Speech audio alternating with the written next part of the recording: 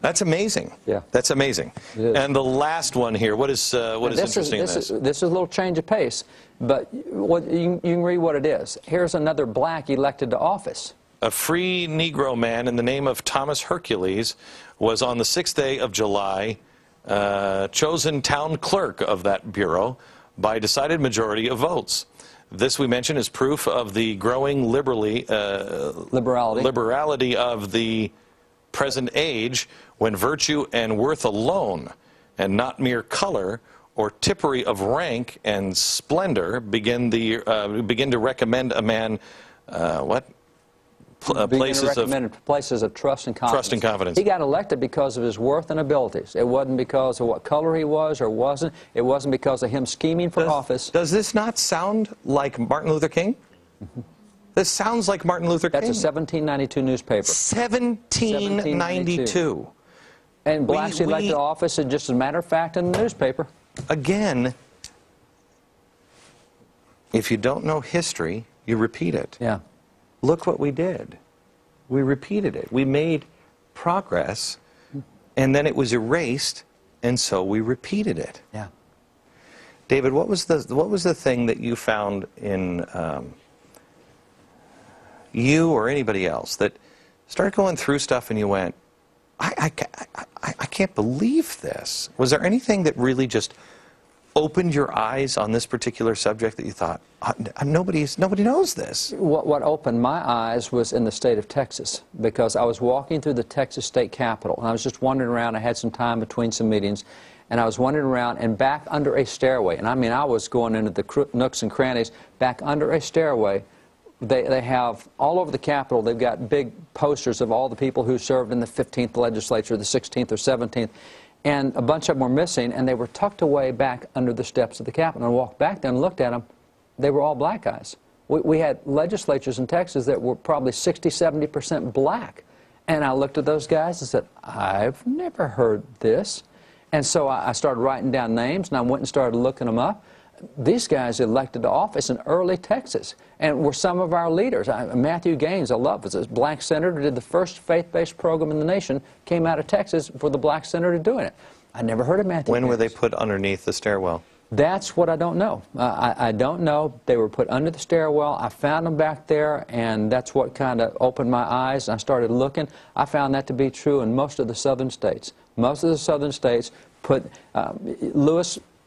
Lucas Morel, when we were on the first program, he talked about this is the only time in American history where losers wrote the history. The Confederate guys wrote the history. They wrote the blacks right out of history, and they stuck these prominent leaders back under the stairway so no one would see them.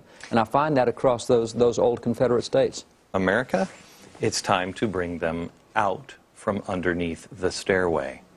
And it is time to learn the truth of our history that will unite us and bring us together. More in a second.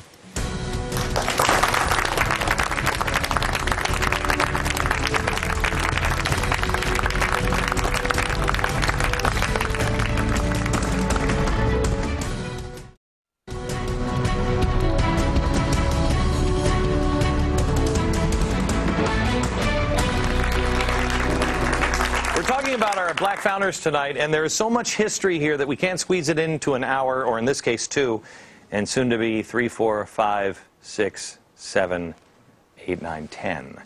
There is a lot coming this summer that you do not want to miss. Go to glennbeck.com, sign up for Insider Extreme. Tonight we premiere a new Rock Stars of the Revolution. You'll hear everything that David Barton has to say about our black founders, plus you will learn stuff that you have never read in textbooks. Never. David Barton, founder and president of the Wall Builders. He's also the author of a great book, American History in Black and White. David, I want to talk to you about, I'm starting to collect textbooks. Right. And we were talking about it in my office just the other day. We can open up textbooks, depending on which one and where it's from, and see what they're teaching in school. And we know, because like you've gone to the original sources. I've read, in fact, I had some on the set earlier, I've read the diaries of some of these people. Yeah. I've touched the documents. Yeah. And you read the textbooks, and it's completely upside down. Yeah. Is there a way by not passing through the gates of academia, you know, because they hold all the keys, is there a way to restore this history? Yeah. And is there? How? I'm going to use the Texas model for an example, because we talked in the last program about how every one of these black guys we just mentioned we now have back in the Texas textbooks, and because of the nature of the textbook market, that's coming to all 49 other states. I mean, this will affect all national standards. This started 15 years ago. There are 15 elected State Board of Education members in Texas. That's a down-ballot race. Nobody ever pays attention to it. They're all elected. Each one comes from a district the size of 2 congressional districts. We started 15 years ago saying, you know what, if we're ever going to change the content of textbooks, we're going to have to look at the people who are in charge of what goes in the textbooks. And we started electing solid, conservative, traditional, patriotic, American, common-sense people 15 years ago. We finally got to where we have a majority on the board. And it came just in time for all these votes that we had on these history standards. You know, it was the academics that chewed us up and came after us, but these common sense people that we... That's all I want. I don't want a conservative or liberal or whatever. Right. I just want somebody who doesn't hate the country. That's right. When it's a coin toss, give it, you know, give the coin toss to us, or even put up in the textbook, it's a coin toss. We're not sure. That's right. You know what I mean? It's a coin toss. But also somebody who just roots it in fact. That's right. Because it's so distorted. It is. Well, one of the things that I did in going through this, helping these guys analyze it, was I said, okay, look at the heroes that they have given us, because 240 school teachers put together the standards. We're supposed to edit it, and they vote on it. So we looked at all the 100 and some odd names, and overt liberals outnumbered overt conservatives by 4-to-1 margin. I said, let's at least get some balance in here. You know, let's get somebody. And we started adding these good guys, and of course they screamed, "Oh, you're turning the textbooks to the right." No, we're just bringing them back to even. Well, what about black and white? Black and white, as far as the textbooks, what was interesting was the last standards done 12 years ago, 11% of the names mentioned in the textbook were non-white. The ones we just did is now up to 25%. We've increased that number significantly, and they're screaming at us because we turned it conservative. No, we're just starting to teach history the way it actually happened. It's unbelievable. Tell me one of the stories that you... I've got some good friends in the Special Forces, and those guys they're really cool dudes in Special Forces. And that goes back to OSS and World War II, and then we came up with John F. Kennedy, Navy SEALs, and Special Forces. We had Special Forces back in the American Revolution. One of the first examples was in December of 1776, our second-in-command, General Charles Lee, got captured by the British.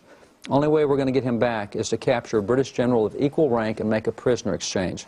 So what they do is they come up with this commando-type plan, a snatch and grab. We got to go in there in the middle of this big British fort where the #2 general is, snatch the guy, get him out without the British knowing, then we'll make an exchange. So up in Newport, Rhode Island, where the British were, General Richard Prescott was the #2 general, and they came up with a plan to go right in the middle of his massive installation and catch him and get him out. And so Lieutenant Colonel William Barton came up with a plan. He went to his 40 top soldiers. He's an American. He went to his 40 top soldiers, black and white, got them all together and said, guys, here's what I propose. We're going to go in at night. We're going to capture him in his sleeping quarters at night. We're going to have to go by all the British warships, have to go by all the guards. We'll get there, we'll capture him, we'll bring him out, and then we'll make the exchange. And he said, this probably gets you killed. Anybody want to do this? All 40 raised their hands and volunteered. I want to go.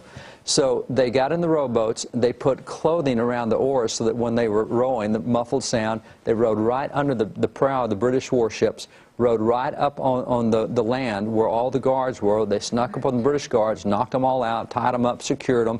They finally found their way back to his quarters, and they got there, and his door was locked. And, you know, what do you do now? Sucked. Did anybody bring a key? Exactly. What are you thinking, man? Exactly. Right. It's locked. It's like, oh, gosh, how do we do this quiet? And they're wondering about what to do. And a black patriot, Prince Sisson, said, move out of the way. Just shoved him aside. He ran at the door, used his head as a battering ram. Hit the door cracked, but it didn't go through. He backed up, hit it a second time, and it exploded, and they went in, and of course the British general is absolutely shocked. You know, what just happened to his door? And Prince Sisson is the guy who just, he's a door kicker. My son-in-law, we call him a door kicker because he's 3 tours in Iraq. But this was a door kicker from way back then. And he broke that door in, went and captured the general. They brought him out, muffled it, brought him back across. They made a successful prisoner exchange. So that's your first Special Forces operation in the American Revolution.